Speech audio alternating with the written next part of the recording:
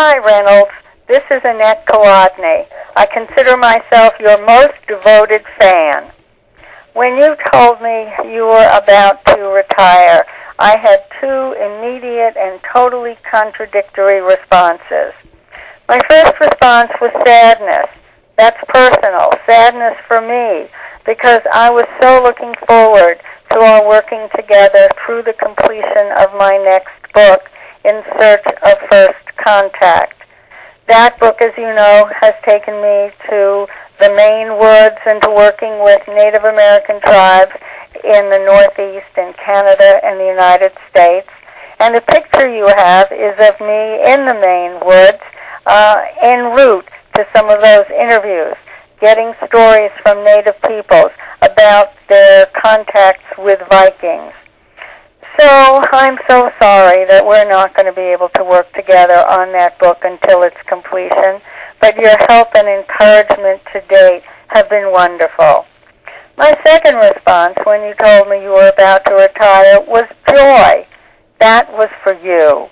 Joy for you that you and Linda can now embark on new adventures, and I know you're going to try out new things and experiment and do all sorts of things that you couldn't do while you were being a wonderful editor at Duke. So I look forward to your being able to get up in the morning and say to yourself, what would I like to do today? What do I want to do today? That will be very different from getting up and knowing what you have to do today. So I look forward to that new part of your life. And I just want to tell you that you have been a wonderful editor. You have had a gentle touch when it comes to my manuscripts. You have found the perfect readers to give me really good, useful feedback. You have been so kind and encouraging on all of my projects.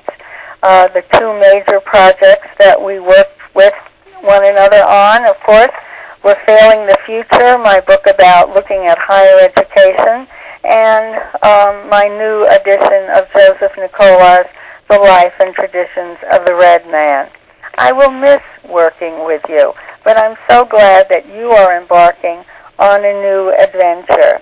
And my happiest memories of our working together has got to be my memories of all of our wonderful dinners together. Over all these years, you and my husband Dan and I tried out interesting restaurants in whatever city we were in for whatever conference we were there for, and we would have long, rambling conversations over long, delicious dinners, and we talked about everything from the arts to politics to books to the book publishing industry. And then when I gave my papers at these conferences, I would look up, and there you were, always in the audience with a big smile, a big, encouraging smile. I really do value our friendship, and I thank you for the years of that friendship. I wish you well. I will always regret not continuing to work with you, but I will never regret all the time we did work together. Bye, Reynolds. Hey, Reynolds. It's the end of the American Studies Conference, and I've got my Marianne Faithfull drag queen kind of thing going on right now, and Southern drag queen thing going on right now. And speaking of drag queens, the very first thing I ever did in University Press Publishing was, I think, photocopy a typescript for Stella Manhattan for you, and I'll never forget that. I'll never forget Michael Jackson's company refusing permission to use Beatles lyrics in a book about a drag queen. I'm going to see you in Philadelphia. Maybe you'll see me before you see this, but congratulations, good luck, love you, adore you, and we'll be seeing you soon. Reynolds. I'm standing here right next to this poster that says Duke Reads, right? But I think maybe we should have a poster say Reynolds Reads, or Reynolds Writes, or Reynolds sends out words into the world, his and the words of others as well. That's why I wanted to put next to this poster, because of course you've not only read my books, but you've been my partner in getting 3 of these books out into the world. And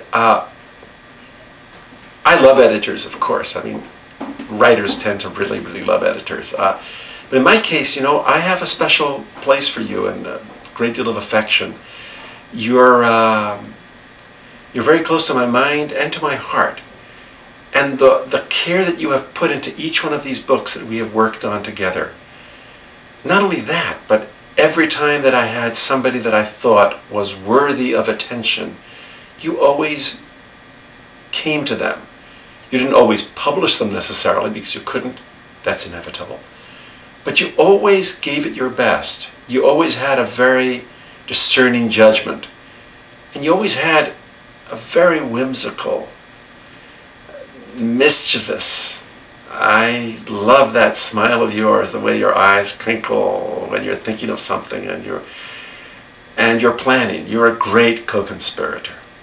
And I know that you are going to go and do other things which are going to bring whimsical smiles, here I can't even say the words, whimsical smiles and tears to my eyes as well. Get thee gone, farewell, come back, stay, and read. Duke will always be reading you, that's for sure. And I know you'll always be reading us. Take care of yourself, dear friend. Reynolds, you can look at me. And many good and admiring and affectionate things were said about you.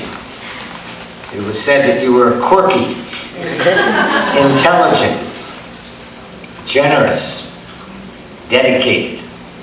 But the remark that I remember as summing it all up, one of the people at the table, I wish it had been I, but it was not, said, Reynolds is always wildly himself.